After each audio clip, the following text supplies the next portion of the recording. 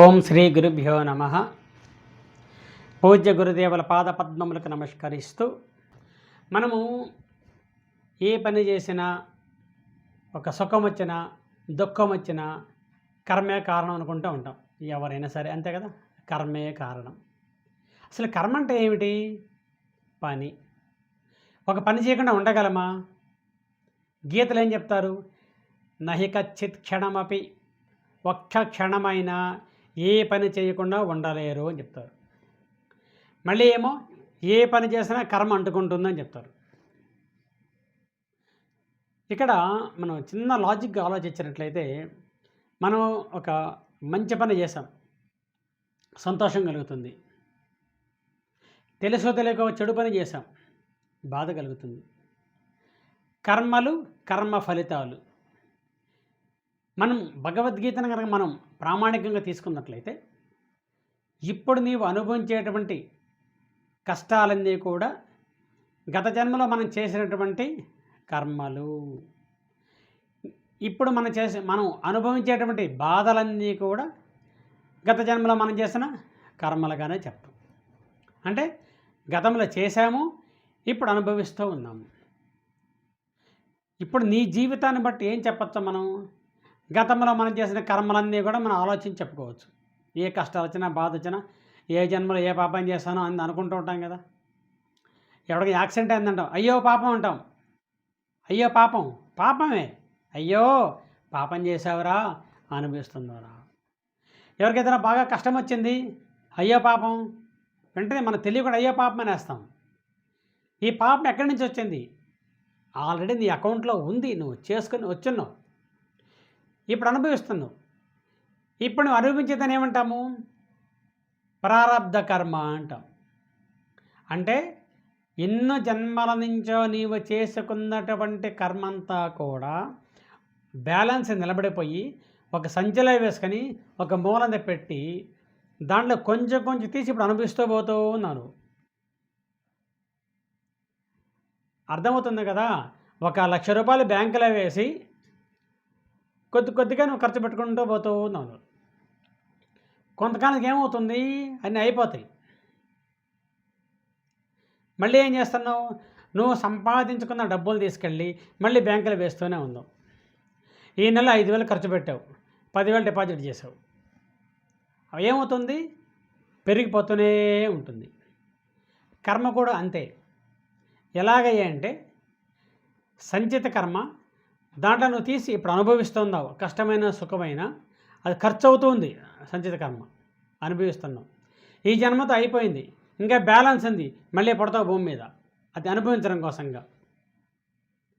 సరే అనుభవిస్తున్నావు, అంత అయిపోయింది, ఇంక మోక్షమే కదా.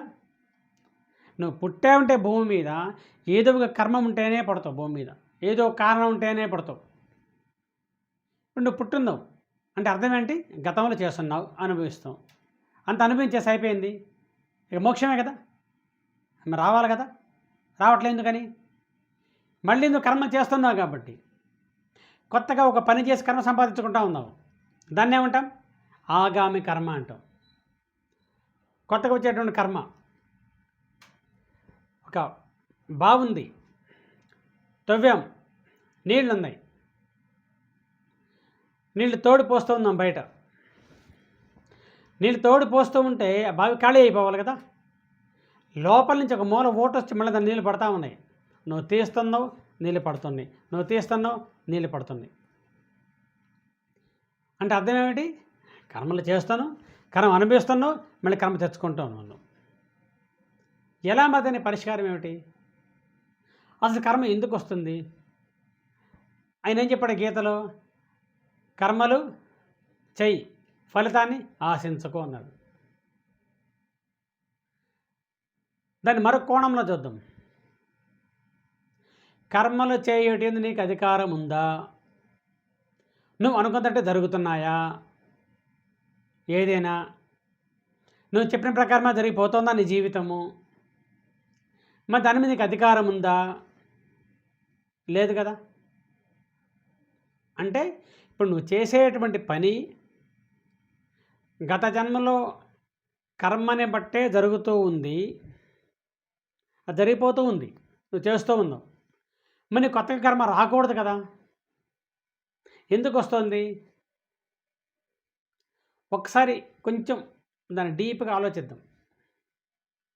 లోపల మనసు, బుద్ధి, అహము, చిత్తము, జీవుడు అందరూ ఉంటారు లోపల. నువ్వు ఏ పని చేస్తున్నా అక్కడ అహం పని చేస్తోంది. అన్ని కర్మలకు కారణం అహం. నేను చేస్తున్నా అనేటువంటి భావన. ఏ పని చేసినా నేను చేస్తున్నా అనే భావనే కర్మకు కారణమవుతుంది. ఒక విధంగా మనసు కూడా. కళ్ళు పోయిన ప్రతి చోటికి మనసు పోకూడదంటారు పెద్దవాళ్ళు. ఎందుకని? అది కర్మను తీసుకొచ్చి అకౌంట్లో వేస్తూ ఉంటుంది.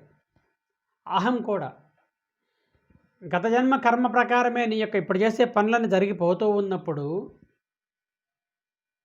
మళ్ళీ కర్మ రాకూడదు. కానీ వస్తుందంటే అర్థం ఏమిటి? నువ్వు సంపాదించుకుంటూ ఉన్నావు. ఎలా? నేను చేస్తున్నా అనే భావనతోటి.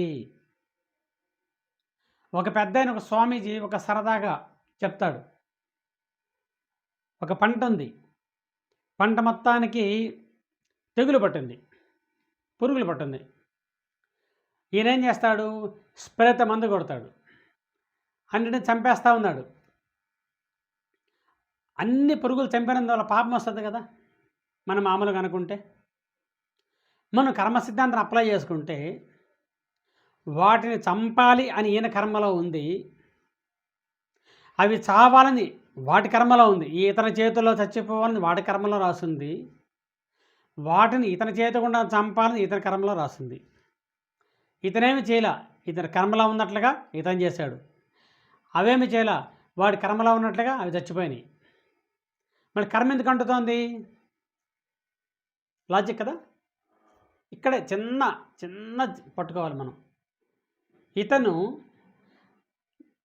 ఆ భావన ఎలా రావాలంటే, నా కర్మలో ఉన్నదాని ప్రకారమే నేను చేస్తున్నాను తప్ప ఈ కార్యముతో నాకే సంబంధము లేదు, ఈ కార్యం నేను చేయడం లేదు, ఆయన చేపిస్తూ ఉన్నాడు. అర్జున, ఎదురుగా సైన్యం ఉన్నారు, అంతా నీ బంధువులే, మేనమామలు, చుట్టాలందరూ ఉన్నారు అక్కడ. జ్ఞానం ఆటోమేటిక్గా వేసేసేవాళ్ళని, బంధువులే. చంపితే పాపం కదా? కాదు. నువ్వు చంపకపోతే ఎవరో ఒకరు వాళ్ళని చంపుతారు, నువ్వు చంపకపోయినా వాళ్ళు చచ్చిపోతారు. అది వాళ్ళ కర్మలో ఉంది. కానీ నీ కర్మలో నీ ద్వారా చంపాలని రాసి ఉంది కాబట్టి, నేను చెప్తున్నాను కాబట్టి భారం నా మీద పడేసి నువ్వు పని చేసుకుంటూ వెళ్ళిపో.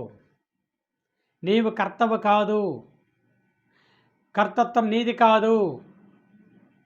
వెనకాల ఉండి నడిపించేది ఒకడు ఉంటాడు. ఎవరు? భగవంతుడు.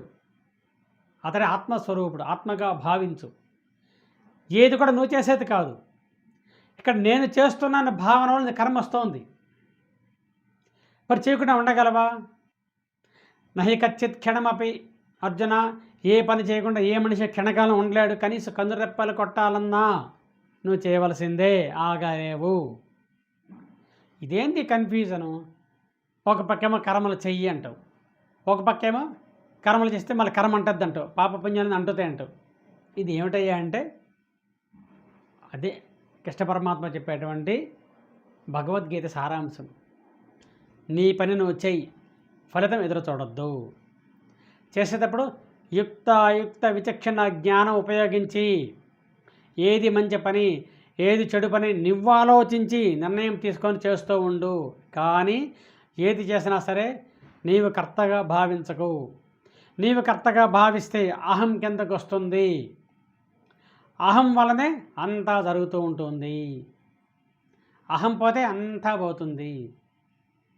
ఇప్పుడు నువ్వేం చేయగలవు?